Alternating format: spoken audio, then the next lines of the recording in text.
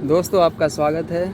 आज मैं एक एक्सपेरिमेंट करने वाला हूं और ये जो एक्सपेरिमेंट है, ये जो प्रयोग है, ये प्रयोग आपने अपने किताबों में बचपन में सुना होगा, पढ़ा होगा कहानियों के रूप में कि एक किसान होता है, उसका 4 पुत्र होता है और जब किसान मरने को होता है तो अपने चारों पुत्रों को बुलाकर उसे एक शिक्षा देता है लकड़ी की गठरी के द्वारा। तो मैं आज उसी सीन को रिक्रिएट करने वाला हूँ और उसका जो थीम होता है, उसकी जो शिक्षा होती है वो ये होती है कि एकता में बल होता है। वास्तव में एकता में बहुत बल होता है, आप सभी जानते हैं। तो मैं आज उसी का सोचा कि इसका एक प्रयोग कर लिया जाए।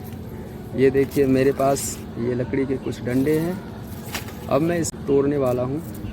तो किसान ने उसे पहले एक एक करके लकड़ी दिया था, इसको तोड़ दिया, ये आसानी से टूट गया।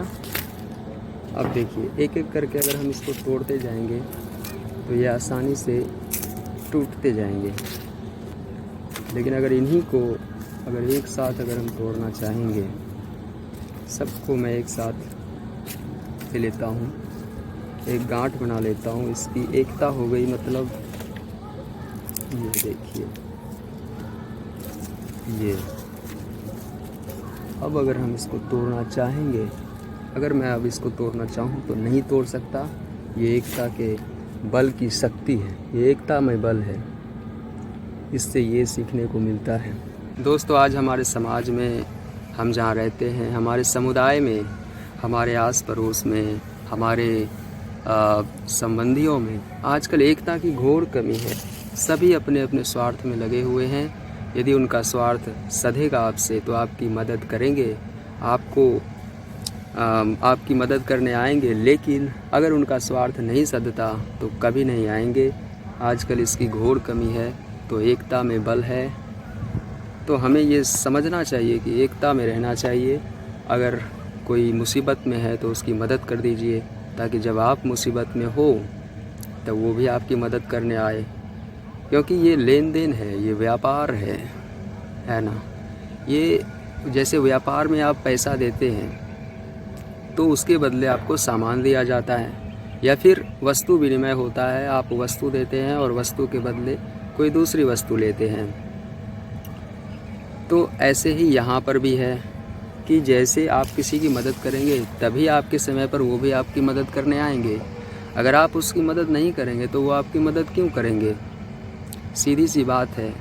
और ये बात हर किसी पर लागू होता है, चाहे आपका संबंधी हो, चाहे आपका दोस्त हो, चाहे कोई अजनबी ही क्यों ना हो। अगर आप अजनबी की भी मदद करेंगे तो वो भी आकर आपको समय पर मदद ज़रूर करेंगे और अपनेपन से ज़्यादा मदद कर देंगे। क्योंकि अपने में तो कुछ खटास भी होती है, कुछ रिश्ते खट्टे मीठे होते हैं। लेकिन जिस अजनबी को, जिस स्ट्रेंजर को आपने मदद कर दी, अगर वो जान गया कि आप मुसीबत में हैं तो वो आपकी मदद करने पहुंच जाएगा आपके बिना बुलाए। तो यही है कि आपको एकता में रहनी चाहिए। हमारे जो समुदाय हैं और जातिगत जो भेद है उसको मिटाकर आगे बढ़ना चाहिए, एकता में रहने चाहिए।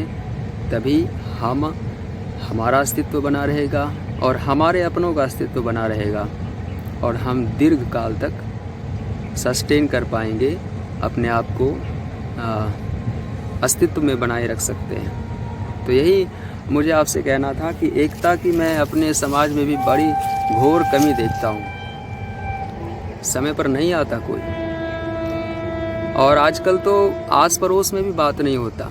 अगर पड़ोसी आज तीसरे मंजिल पर कोई रह रहा है और कोई 7वें मंजिल पे है तो बात नहीं होती उससे।